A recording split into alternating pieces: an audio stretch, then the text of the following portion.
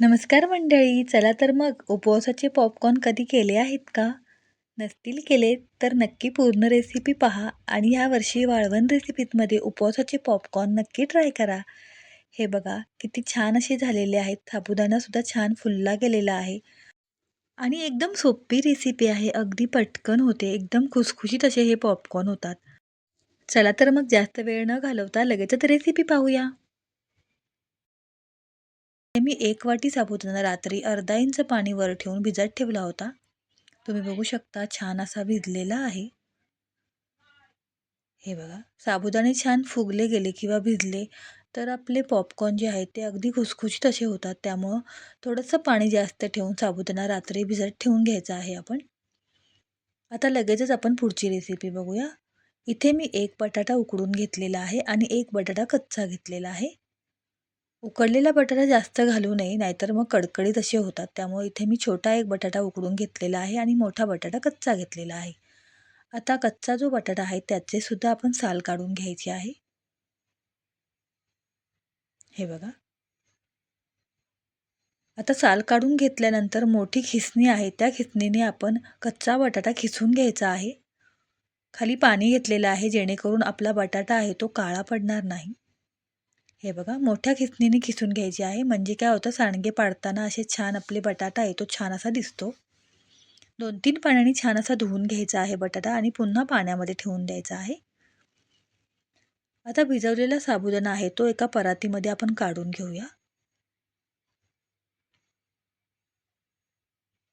हे बघा सर्व साबुदाणा आपण परातीमध्ये काढून घेतलेला आहे.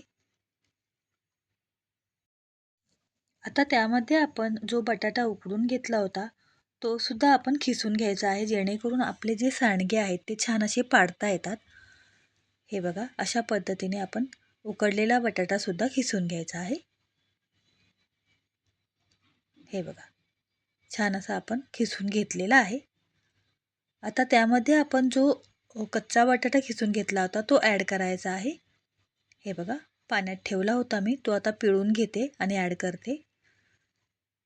हे बघा घट्ट पिळून घ्यायचा आहे.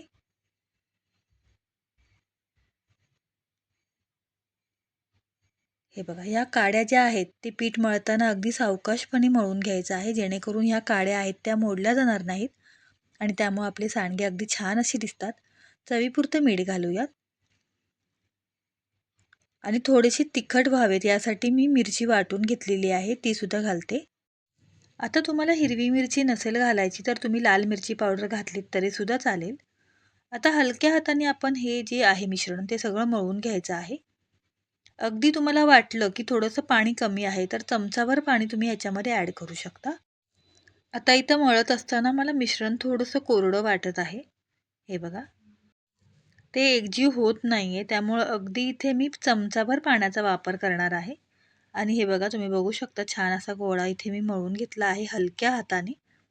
हे बघा. आता त्यातला एक छोटासा गोळा हातात घ्यायचा आहे आणि प्लास्टिक पेपरवर आपण सांडगे पाडून घेणार आहोत अशा पद्धतीने. हे बघा.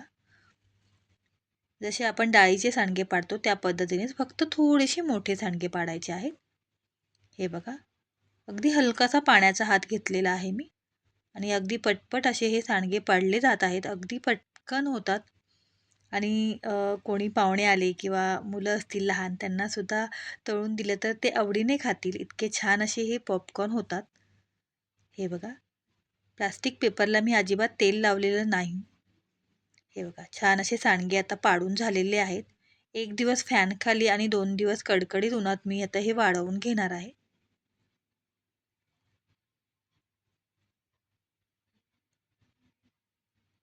हे बघा तुम्ही बघू शकता छान असे हे सांडगे किंवा उपवासाचे जे पॉपकॉर्न आहेत ते मी 3 दिवस छान असे वाळवून घेतलेले आहेत कडकडीत उन्हामध्ये. आता आपण तळून बघूयात.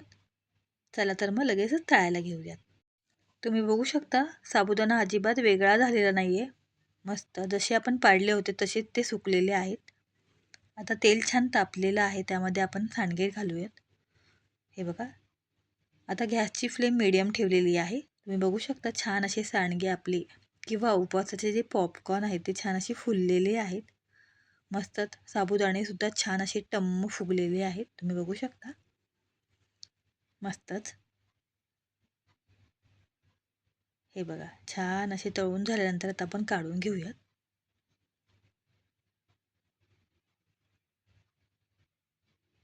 हे बघा पाहतानाच तुम्हाला समजत असेल किती छान असे झालेले आहेत.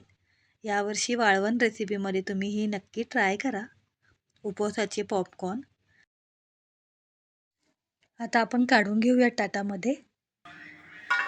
हे बघा आवाजावरूनच तुम्हाला समजत असेल किती छान असे हे पॉपकॉर्न तयार झालेले आहेत.